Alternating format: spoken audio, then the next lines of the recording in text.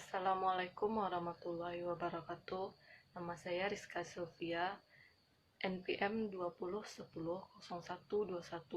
20100121111259. Dalam video ini saya akan memenuhi tugas UTS dari Ibu Risma Bintani Gustaliza SHMH. Soal yang pertama yaitu sebutkan istilah ilmu negara dalam berbagai bahasa. Yang pertama, dalam bahasa Belanda, Staatslehre. Dalam bahasa Jerman, Staatslehre. Dalam bahasa Inggris, Theory of State. Dalam bahasa Prancis, Teori de État. Pertanyaan yang kedua adalah jelaskan definisi negara dari pendapat para ahli. Yang pertama, menurut Aristoteles, dalam bukunya Politika, negara adalah persekutuan daripada negara dan desa guna memperoleh hidup yang sebaik-baiknya. Menurut Augustinus, ia membagi atas dua bagian. Yang pertama, civitas Dei yang artinya negara Tuhan. Yang kedua, civitas terrena atau civitas diaboli yang artinya negara duniawi atau negara iblis. Menurut Augustin, negara Tuhan bukanlah negara dari dunia ini, akan tetapi jiwanya yang dimiliki sebagian oleh beberapa orang di dunia untuk mencapainya, dan yang melaksanakan itu adalah gereja yang mewakili negara tujuan. Selanjutnya, menurut Machiavelli, negara adalah negara kekuasaan dari sudut kenyataan, dan untuk mencapai tujuannya, negara harus mempunyai semua alat-alat kekuatan fisik. Menurut Thomas Hobbes, negara adalah hasil perjanjian antara individu untuk menciptakan suatu lembaga dengan wewenang mutlak untuk menata mereka melalui undang-undang dan untuk memaksa semua agar taat pada undang-undang itu.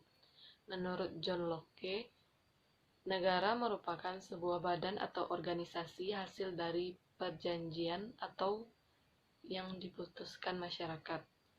Menurut J.J. Rousseau, negara adalah perserikatan rakyat bersama-sama yang melindungi dan mempertahankan hak masing-masing diri dan harta benda anggota-anggota yang tetap hidup dengan bebas merdeka.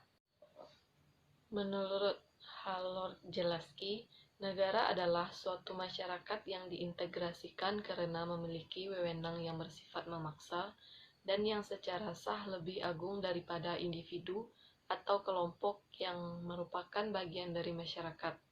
Negara menurut Max Weber, negara merupakan suatu masyarakat yang mempunyai sebuah monopoli dalam penggunaan kekerasan fisik yang telah berlaku dalam wilayah tertentu.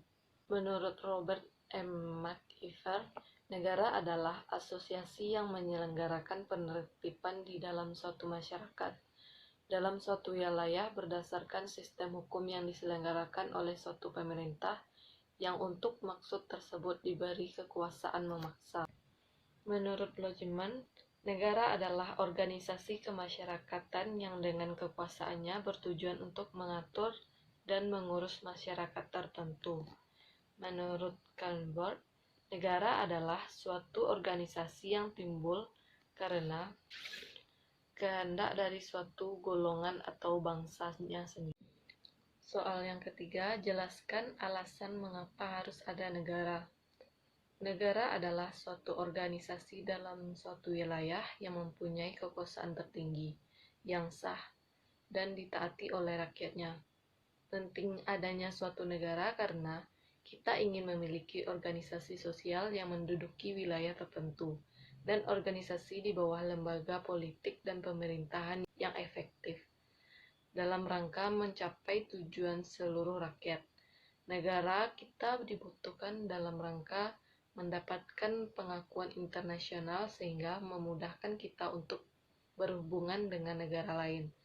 Negara merupakan syarat untuk membangun sistem pemerintahan yang mengatur makhluk sosial serta berpartisipasi untuk membangun negara. Soal keempat, mengapa George Jelinek disebut sebagai Bapak Ilmu Negara? Timbulnya istilah ilmu negara atau Staatslehre sebagai istilah teknis adalah sebagai akibat penyelidikan dari seorang sarjana Jerman bernama George Jelinek.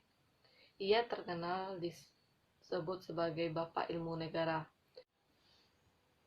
Yang kelima, jelaskan pembagian ilmu negara menurut George Jelinek, yaitu negara dalam arti sempit atau Rechtswissenschaften.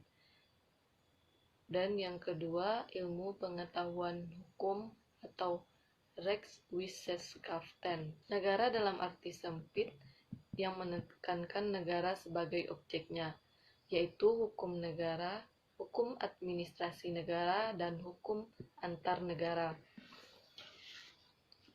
Sedangkan ilmu pengetahuan hukum menekankan kepada segi hukumnya, yaitu hukum tata negara, hukum administrasi negara, hukum pidana, dan hukum perdata.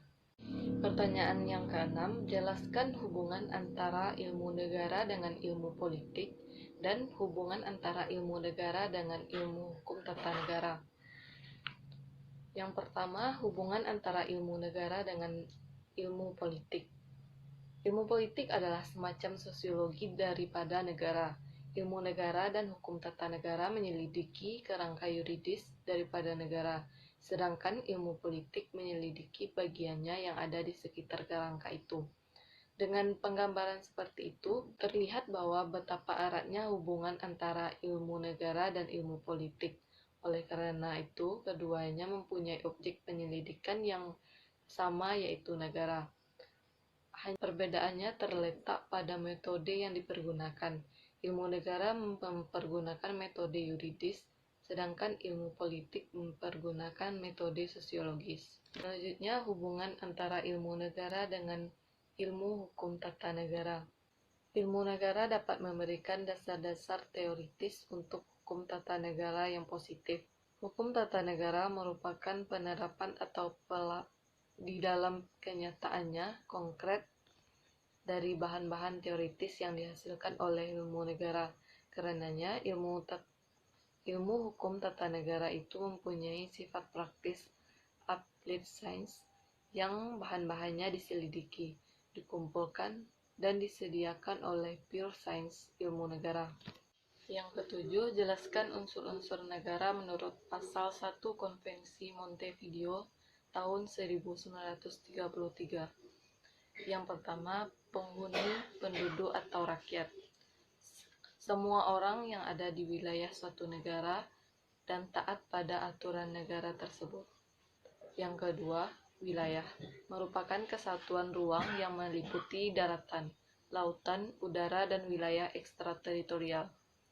Yang ketiga, kekuasaan tertinggi, pemerintah yang berdaulat, merupakan suatu pemerintahan yang mempunyai kekuasaan tertinggi untuk mengamankan, mempertahankan, mengatur, dan melancarkan tata penyelenggaraan pemerintahan negara secara penuh. Yang keempat, kesanggupan untuk berhubungan dengan negara lain, merupakan ketika negara itu mampu melakukan hubungan-hubungan dengan negara lain dalam bidang ekonomi, pendidikan, politik, kebudayaan, dan sebagainya. Yang kelima, pengakuan dari negara lain, merupakan bukti sah hadirnya suatu negara dan berhak untuk terhindar dari ancaman dan campur tangan negara lain. Sekian jawaban dari saya. Assalamualaikum warahmatullahi wabarakatuh.